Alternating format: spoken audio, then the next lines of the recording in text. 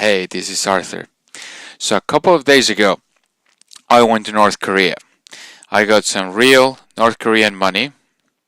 This is the biggest denomination they have, which I paid slightly over $1 for this. And this guy is Kim Il-sung. He's the founder of the Korean state and the grandfather of the Korean guy, Kim Jong-un.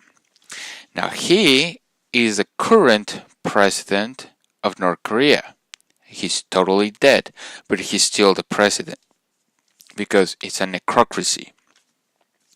On the back of the money, that's the little village where the guy come from. And I also got some North Korean cigarettes. Now, technically speaking, I did go to North Korea. I went to the China-North Korea border. I did cross the yellow line, so I can say I've been there. Practically, no, of course I didn't go there. I bought these things from the Chinese. The Korean officers, they get cigarettes and they get money as part of their allowance. In North Korea, most of them, they don't have money. They get rations by the government. And some people, like the officers, they get a little extra money to buy luxury items. But most of the time, there's nothing to buy. So they give it to the Chinese, which the money is completely useless, but they sell it to tourists like me in exchange for diapers, rice, whatever. Now, I tried to make this video at the border, but as you can imagine, they were not very happy about it. So I have pieces of footage and I have a bunch of pictures which I'll show in this series of North Korea. I'll make several videos. In this first one, I want to change your perspective on North Korea. We people from the West, we see North Korea as this very far away place and they have nukes and the guy is crazy.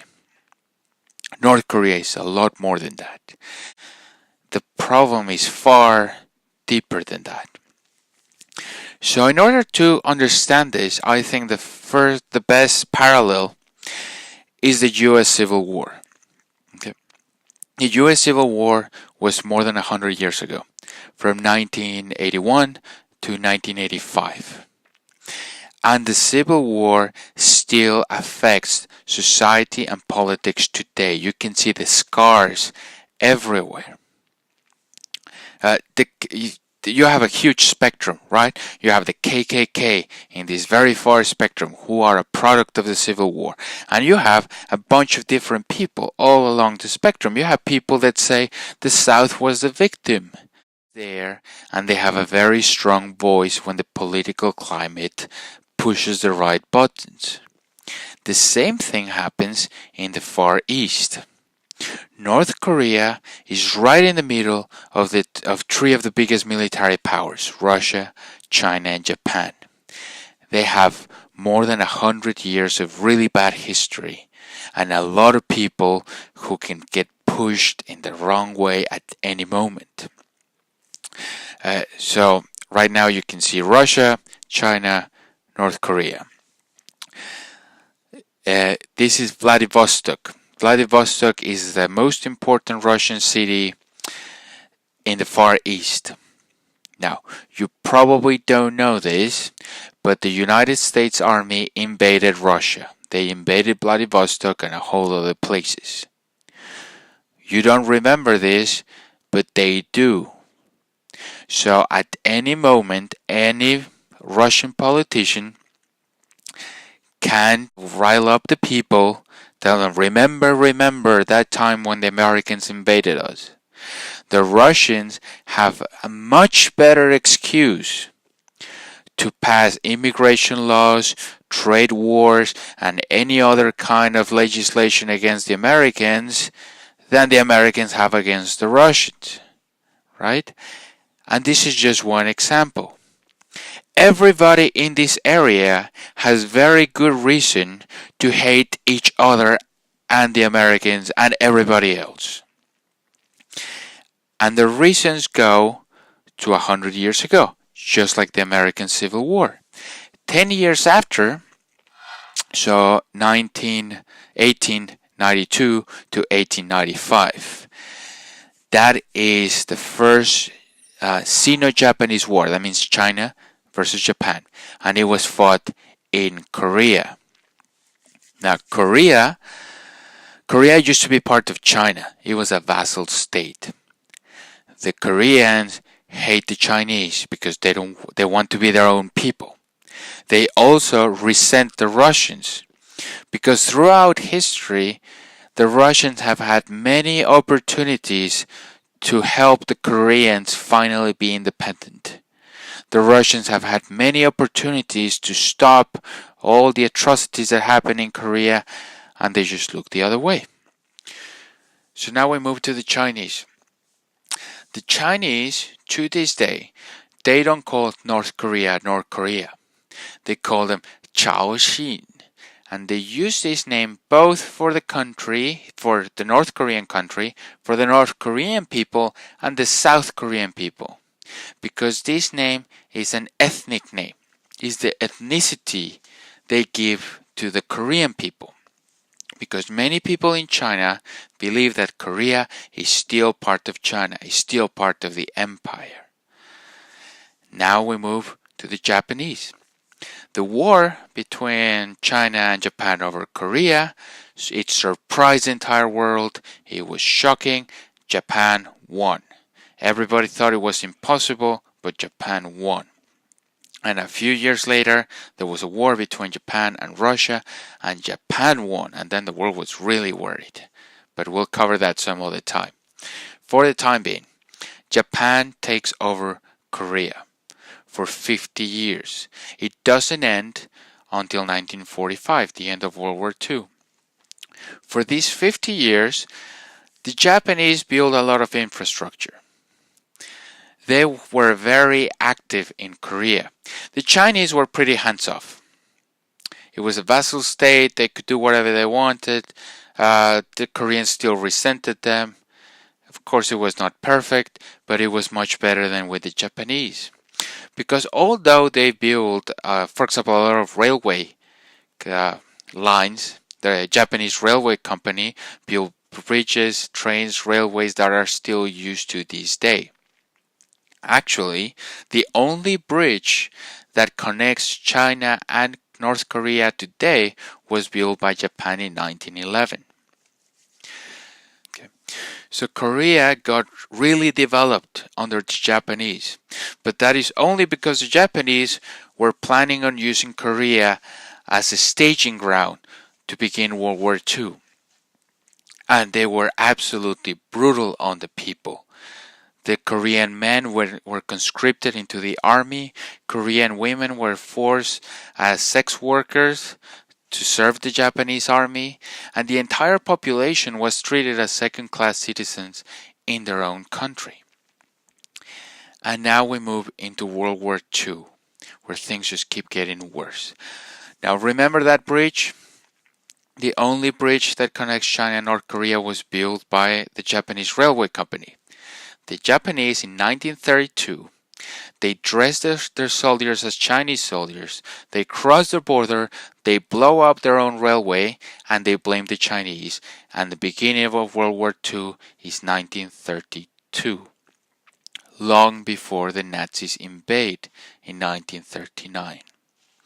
World War II is absolutely horrible in Asia.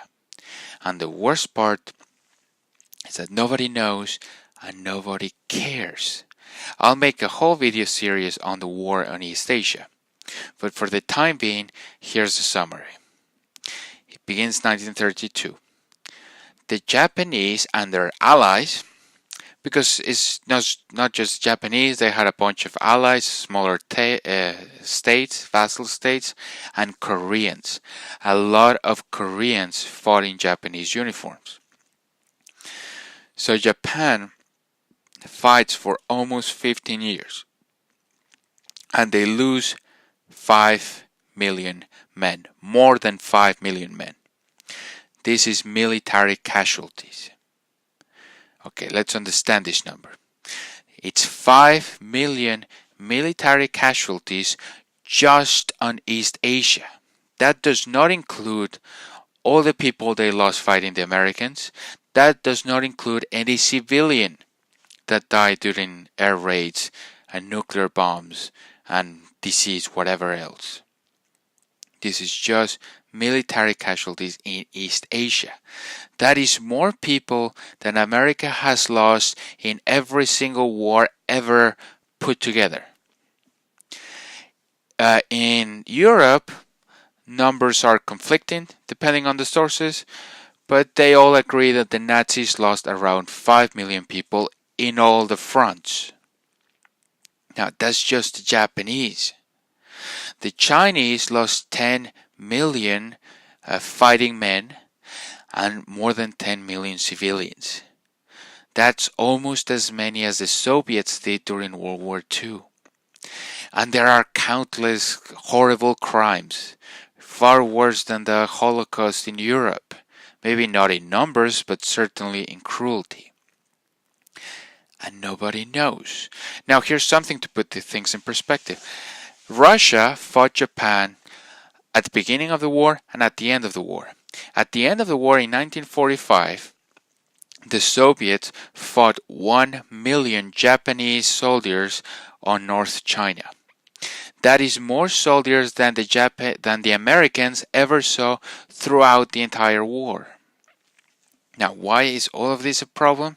Because of how the war ended.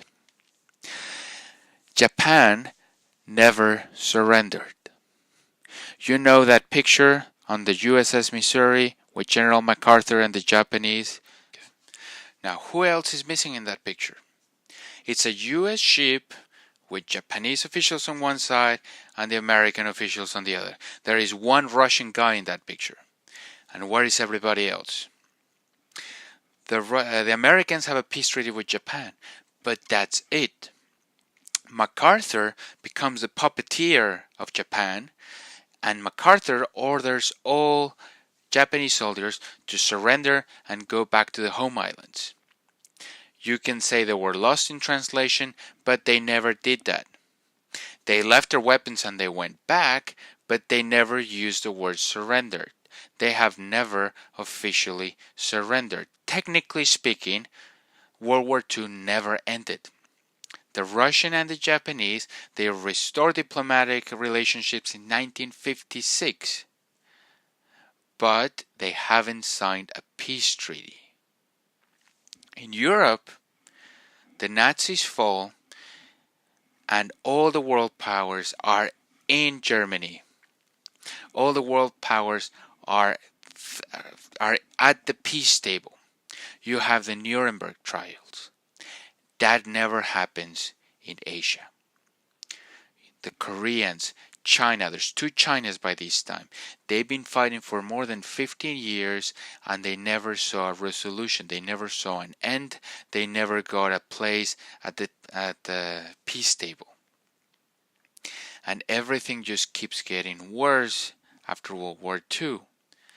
Because then it leads to the Korean War, the war that never should have happened. Now, I have another problem with contemporary media nowadays. There is a lot of talk about a possible war between China and the United States. And for some reason, nobody ever mentions that this already happened. Today, 60 years ago. Today is October 25th. So exactly 60 years ago today, the Chinese launched a massive assault on the United States and United Nations forces that were standing in North Korea. This is not a little skirmish. This was a full-scale war with more than 500,000 people on each side. And the war lasted more than 3 years. And we'll talk about this. All of this was a horrible mistake. I'll cover it on the next video. United Nations Resolution 82, why this war never should have happened. But for the time being, I just hope you change your perspective on North Korea. Nobody really cares that they have nuclear weapons. That is not the source of the problem. That is the symptom. Everybody here hates everyone. Everyone has good reason to hate each other because there's unresolved problems that are more than 100 years old, and they just keep getting bigger and bigger. And the most depressing part is that as long as people concentrate on this tiny little country, then nobody's going to face the real problems. Okay, stay tuned for more Brutally Honest, and watch everything else I have on North Korea. Thank you.